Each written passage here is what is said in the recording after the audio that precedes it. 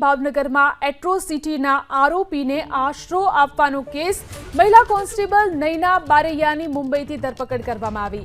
Atrocity કેસમાં wanted આરોપીને આશરો આપવાના કેસમાં કાર્યવાહી કરાઈ। રેડ દરમિયાન મહિલા કોન્સ્ટેબલના ઘરમાંથી દારૂ મળી આવ્યો હતો।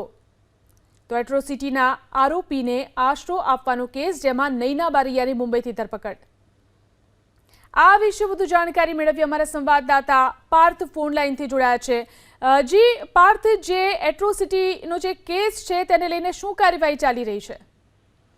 ભાવનગરનું આ ચકચારી પ્રકરણ છે, જેમાં એટ્રોસિટી એક્ટમાં ફસાયેલ મહિલા કોન્સ્ટેબલ નૈના બારૈયાની મુંબઈથી ધરપકડ કરવામાં આવી છે। પેરલ ફલ્લો સ્કોડની ટીમ છે તેમના દ્વારા ધરપકડ કરવામાં આવી છે। જો આ ઘટનાક્રમની શરૂઆત જે પાર્થ ધાંધલિયા નામનો ઈસમ હતો કે તેમની વર્તેજ પોલીસ સ્ટેશનની અંદર એટ્રોસિટી એક્ટ મુજબ ગુનો દાખલ કરવામાં આવ્યો હતો, પરંતુ આ જે વોન્ટેડ આરોપીને પોલીસ છે તે શોધી રહી હતી।